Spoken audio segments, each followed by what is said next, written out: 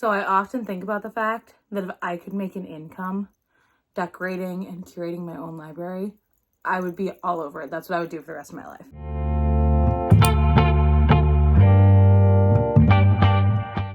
Hello and welcome back. My name is Katie and this is By the Books. If you are new here on this channel, I talk about books I like, talk about books I dislike, talk about bookish things, anything that has to do with books, all of the above. Today, I am not really doing that though. Today, we are going to be giving my little book nook in my bedroom a makeover. So I have two book nooks in my house right now. One of them lives out in the living room.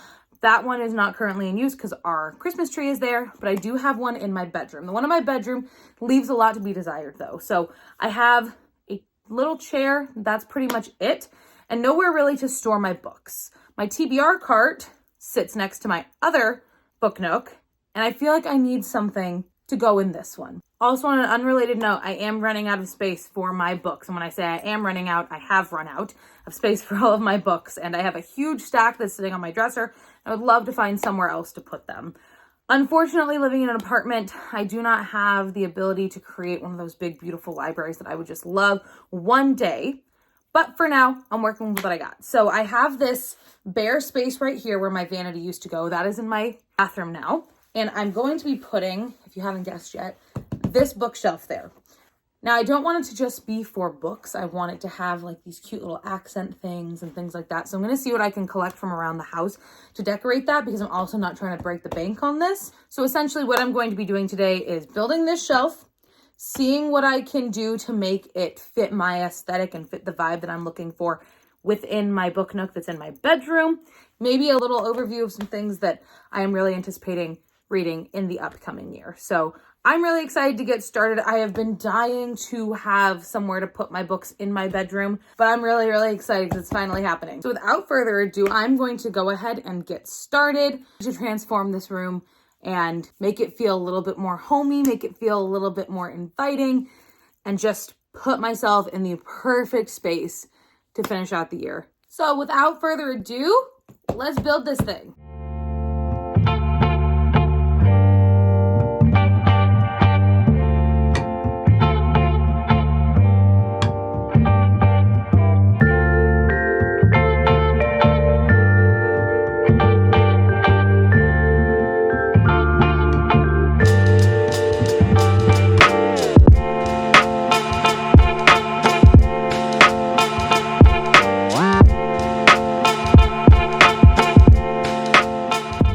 Welcome back. I hope you enjoyed that time lapse of me struggling to put this thing together. It is a new day, new outfit. We got teddy bears and Christmas lights, getting ready for Christmas in a couple of days. But this thing is finally done, so my Christmas present to me is going to be that I'm going to complete it and make it the absolute vision of the perfect little book house that I want it to be. So what I'm thinking about doing is kind of mixing in some of my book collections, little knickknacks, things just from around my house, because like I said, we're not trying to break the bank, but I have a lot of little like tchotchkes that I think would fit really nicely here. So we're going to start by putting in some of those things and maybe some upcoming books that I'm looking forward to reading, things that I'm thinking of pulling in the new year. Gonna put those in here, and then we'll see if we have any more room, and I may pull some other stuff too. But I'm super excited, so we will quit the yip yapping and we will get right into it. If there's one thing you need to know about me, it is that I absolutely love Nancy Drew. Nancy Drew is what I read when I started getting into like chapter books and more higher level reading material. It was before Harry Potter, but after Magic Tree House. If you know, you know. I absolutely love her. She is the coolest person in the entire world. She was always just so pretty and feminine, but adventurous and smart and all these things that I wanted to be and all these things I felt like I was when I was little. She was the embodiment of that. And I just thought she was the most incredible person. So I really, really loved her books. And even into adulthood, I love them. So I actually have a pretty large collection of Nancy Drew. These ones are all one specific publish, one specific collection, an edition. I'm trying to get all of them like this. It's okay if I can't though. These are very old. I got them all together at this like used book fair that they do in Arizona every year. They're like my babies. I love them so much. So these ones are the most like complete set I have, even though they're not complete. They are all very similar in that they are part of the same edition for the most part. So I think they're going to go in the place of honor. Nancy's gonna sit right there. Gonna maybe get a little cute with it, do that little tilty thing. And I do have a couple of other editions of Nancy Drew. So I have these really old ones, Clue of the Velvet Mask and The Mystery of the Ski Jump. They're with the original, it's with the original artwork in the front cover. These ones are very delicate and very special to me. So they're going to sit on top, I think. Yeah, like that. Then I have some of the newer publishes. So if you grew up in the 90s, early 2000s, 80s even, they had these shiny yellow books. These were all the Nancy Drew books, how they were all published like this with the shiny covers. These ones obviously still count as like being older and more vintage because they are from what now is termed like a vintage era. I absolutely love these because I remember reading books just like them. These aren't the ones that I had when I was little, but they're very similar to them. So they hold a special place in my heart. I am gonna go ahead and put them right here like so. Lastly, I have a couple of different editions that are like singles. So I have this one, Secret of the Old Clock. I try to collect number one, Secret of the Old Clock, a lot because that one was the one that I originally fell in love with. It's the very first mystery and I just love it. So I think I have 1, 2, 3, 4 editions of this. I really love these editions. I would love to have more like this, but they are really hard to find. So I'm just really grateful that I have at least one of them. So she's gonna go on top because she is the prettiest girl at the ball. There she is. And then lastly, as a cute little tchotchke thing that goes with my Nancy Drew books, this is again for my friend Mackenzie because she totally gets it. The Nancy Drew thing, she totally gets it. She got me this little, I don't know if it's like a vase for flowers, I'm not sure, but your discretion advised. It's a little bit naughty, but it says, "The mysterious night we buried our last fuck." And I think that's hilarious. I think it's the funniest thing I've ever seen. So that's gonna go up here too, so it can sit. We have all of our Nancy Drew stuff together. We'll go ahead and move on to the next. Okay, so I realized I was like half out of frame for that whole last bit, but we're gonna try to stay in frame this time. Up here on this next part, I'm thinking about like the tops of these will be kind of like little odes to my favorites, to my books that I love. And I thought I would reserve this one for my favorite children's book that I read growing up. It is this one. It's called The Jester Has Lost His Jingle. It's kind of a niche pick, I think. I don't know a lot of people who actually read this when they were little, but the story is so great. And the artist slash author of this, his story is so incredibly inspiring, but also sad. The illustrations are beautiful, but the message behind it and just everything about this book, I love it. So I think The Jester is gonna go right here so I can see it every day. And I feel like for me, when I started reading was when I was really little, and even picture books like this, they can have such a lasting effect on you and your reading journey throughout your life. And this has stuck with me since I was a little tiny kid before I could even read. And I just think that's really cool that so many people have something like this that they remember, that the first time they heard the story they weren't even able to read it themselves. So I love this one. He's very important to me. This is like my original copy. It's falling apart completely, but it's wonderful. It's an amazing book. If you haven't read it, go and check it out. So what I'm going to put up here with it is going to be a gift that one of my students gave me for Christmas this year.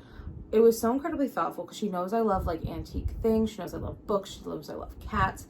And so she found, while she was antique shopping with her mom, this little dresser with a little cat, a little book, a little lamp. And it's one of those boxes. I don't know what people use these boxes for, but my mom used to collect them. They're really cute and adorable, and I think it'll go perfectly here with my little Jester Has Lost His Jingle book, so I'm gonna put him right there. I don't know what I'll put here yet. I have no idea, but for the time being, this is what's gonna go here. Just like a cute little ode to some of my favorite things. And then what I think I'm gonna put on the bottom shelf here, sticking with the theme of books that I love, books that inspire me, I think I'm gonna go with the first 3 of the Harry Potter collection. The reason I'm not going to do all of them is because the weight limit on this thing It's very clear. And because I didn't build the sturdiest little bookshelf in the world, I'm not going to tempt fate by putting the entire Harry Potter collection on there. But I think I am going to put the first 3. They have been so severely loved, these books. The first one is like falling apart, like the spine. I can't even open the book or else the pages will fall out. But Harry Potter is one of those series that I grew up with. And when I say I grew up with it, the books were coming out as I was growing up. When I was watching the movies, it was throughout my whole childhood. The finale of the movies, so 7 Part 2, came out when I was in high school, and I remember going to the premiere. And I remember the 7th book came out when I was a teenager, and I was actually at summer camp, and I remember everybody ordering the book to the summer camp to read it. And I can't tell you how many times I've read this series. It was my favorite thing growing up, and I owe my love of books to this series. I loved it to pieces, and I will never not love it. So I think it is the perfect thing to round out the tops of my shelves. So I think I'm gonna put maybe like this, 1, 2, and 3. I'm strategically placing 3 because 3 no longer has a cover. As I said, very, very loved. We'll lean them maybe like that. And then maybe to add a little foliage, I don't know, put it down here with my little pygmy puff. Nope, he's backwards. Is he? Oh, okay. Okay, you can't really see what I did there, but we'll angle it down a little bit. So I've got books 1, 2, and 3. I've got my little pygmy puff, and maybe I'll move this plant somewhere else. I don't know. But for right now, we got my little pygmy puff there, and then I don't know, TBD on the plant. I'll find somewhere for it. Next, we get into actually filling this with books. We'll start with the ones we already know about, which are all the Christmas books that I've been reading throughout the Christmas season. I think we'll put them, so they're easily accessible, we'll put them right in the middle here. Like that. They'll be right by my wallflower so that when I pull them out to read them, those aren't stacked properly. When I pull them out to read them, they will smell just like Christmas. This book is bigger than this one. I don't know if you guys are like that, but when I stack my books, if I have one that is like longer than the one on top of it, it drives me absolutely berserk. So I'm thinking I really like that. I like the way that they're stacked like that. And then I do have my little Merry Force be with you, because any excuse to sneak Star Wars into anything I will take. It's a little globe that my mom's boyfriend got me a couple years ago for Christmas. And he sings. Okay, and then he'll stop. But I think I'll put him, ooh, can we back this up anymore? Yeah, put him right there. So we know it's all about Christmas here. So we're gonna move on now to actually filling in with books that I'm anticipating reading in the new year, books that I really, really want to read before the cold months go away. Now, I may be the only person who feels this way, because I know there's many, many people who believe there's another season that's perfect for this kind of genre, but I feel like January is such the perfect dark academia and like weird fantasy book vibe for me. I know lots of people feel like that about fall, but I feel like winter is really like the key time to be reading those kinds of books. So what I've got that I'm going to be stacking in here are all of kind of like my weird, I don't know if they all could be classified as dark academia, but they all give off that same vibe. So first one I have is called The Enigma of Room 622. It's by Joelle Dicker. And this one's actually a signed copy that I got from one of my favorite independent stores here in Arizona called The Poisoned Pen. This one I picked up last year because it looked really cool. I know it has to do with like politics and people in power and the elite and a mystery that happens in this hotel. So I'm excited to read this one, but I definitely want to read it within like the month of January. So that's gonna be our first one we put here. Then I've got a bunch that I believe they all fall under the dark academia umbrella. The first one is They Never Learn by Lane Fargo.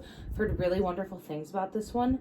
I believe this one is about, I honestly don't even remember. It's about an English professor that murders people.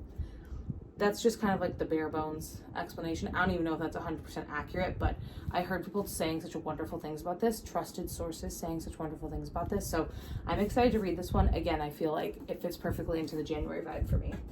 I'm gonna put that one right there. The next one I've got is one I'm a little bit late to the party on, but it's The Invisible Life of Addie LaRue by V.E. Schwab. I was not interested in this because I thought it was just like literary fiction. And again, like I said, I don't know if this falls under the category of dark academia, but whatever it is, I think it's not what it was originally billed to me as. After reading like the synopsis and after hearing people talk about it, I think this is something that is so up my alley. The concept behind it, the like immortality angle, I think it is just so stinking cool. So I'm really excited to read this one. This is one that is like very, very top of my TBR list. So she'll go right there. So then I have The Atlas 6 by Olivia Blake, which I actually DNF'd in 2022. But my sister recommended this book to me and she swears by it. She's obsessed with the whole series. And she has never given me a book recommendation that I haven't liked, and vice versa. We have such similar tastes, so I don't know why I just didn't vibe with this one. It might have been the moment, the time I was reading it in. I do also have the original self-published version. I don't have the formally edited one, so I don't know how different that one is from this, but I want to give it another try because she loves it so much. And since we're like so on the same wavelength, I feel like it may have been me and not her and not the book. So we're gonna try it one more time. I actually got to page 130 before I stopped reading. And I feel like if I can't get past that place again, then I'll just DNF it forever. But I want to give it another try. So she'll go right there. And then lastly, I have Ninth House by Leigh Bardugo. Again, I'm pretty late to the party on this one, but it is just so like up my alley. The ooey gooey elite Ivy League drama. It's everything. Mix it in with a little bit of, I think there's magic in here. Yeah, there is magic. So I'm all about it. Sign me right up. I'm excited to read it. And again, I feel like January is the perfect time. So I'm going to leave her right there. I'm going to, as I collect more like dark academia, I'm going to start filling up this shelf a little bit more. I do have a few more dark academia books, but not ones that I want to read like super immediately. So I think this is how I'll leave it for now, but let's move on to the next. All right, so the next shelf I think I'm gonna do is like my YA fantasy shelf. I don't know when I became a YA fantasy girly. I don't know if it was Ballad of Songbirds and Snakes. I don't know if it was Caraval. It was one of them though. So apparently that's who I am now. So I have a few that I want to read in the new year. There's two actually by the same author because I've just fallen in love with her. And then there's one that's actually a reread that I really wanted to do. So I'll start with the reread. I don't know why, but I have had this desire to reread Twilight. Let's be clear, the very last time I read Twilight, I was 13. Twilight and all of the sequels, I did not read them but once, and I have not revisited them since. But there's something in me that's calling me to read Twilight again, and I don't know where that's coming from, but I'm gonna listen to it and I'm gonna do it. So it'll be Twilight by Stephanie Meyer. That's one that I really, really want to read as we get into January. So then I have one that I've been seeing running around with an author that I've heard quite a lot about, Marissa Mayer. I've heard she's written quite a lot of really solid YA fantasy. And this one just really piqued my interest because I like the dynamics that it looks like it's going to explore, and that is Renegades. I love the combination of like the villain's assistant and the warrior of justice and what that means for relationships and society. I think that's a really, really cool idea to explore. I'm not so into it for, I think there's a romance in this. I'm not so into it for that. I don't know how much of it is going to be that, but I just think like the whole idea of like this society that has been set up, I don't know if this would technically classify as dystopian, but the society that's been set up, I think it's really, really interesting. So I'm looking forward to this one. She is thick. She's very, very thick. She's over 500 pages, but so is Ballad of Songbirds and Snakes, and I got through that very, very quickly, so hopefully this will be a similar experience. So, Renegades, going on the shelf. Then next, I have two Stephanie Garber books. So the first one is going to be a continuation of my experience in the world of Caraval. That is Legendary. I have made the mistake before where I have read a book, absolutely loved it to pieces, and then not read the sequel for a year or two, tried to read the sequel and been unable to get back into it because I forgot everything that happened. I will not let that happen with Caraval. I loved that reading experience too much. So Legendary is one that must be in January or February at the very, very latest, because I will not let that happen with this series because I love it way too much. And then lastly, we have Stephanie Garber again, Once Upon a Broken Heart. I've heard really wonderful things about this. If you're anywhere on BookTube, anywhere on Book Talk, Bookstagram, this series is everywhere. I believe it goes Once Upon a Broken Heart, Ballad of Never After, and A Curse for True Love. That's the new one I think that just came out. But if it's anything like Caraval, the way it's written, the way the characters are developed, I'm probably going to love it. So I'm excited about this one. And I love like a good fairy tale retelling. I think one of my favorite shows of all time was like Once Upon a Time. It got very like kitschy and weird at the end, but I love the whole twist on the fairy tale thing. I think it's really, really cool. So very excited about this one. And I think I have this little tiara that I thought would be perfect to go in this little slot with my little YA novel. I don't yet know how that's going to work. I think I need more. Well, I think this will be cute once I have more books. Maybe I'll grab some more and see what I can find so it doesn't look like that. So let me go see if I can find some more YA to throw in there, and then we'll move on to the last two shelves.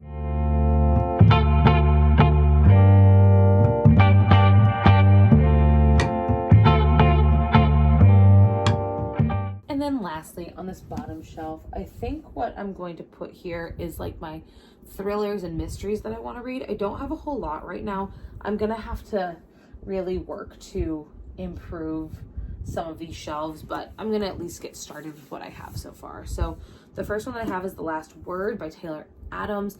This is a book that was really highly talked about towards the end of, like middle to end of this year. It's about a woman who leaves a poor review on some book site. I think it's probably meant to be like Goodreads or something, but leaves a really bad review on a book, and the author allegedly is coming after her. That's what I gather. But I heard it was really, really well written, and I just love a good thriller.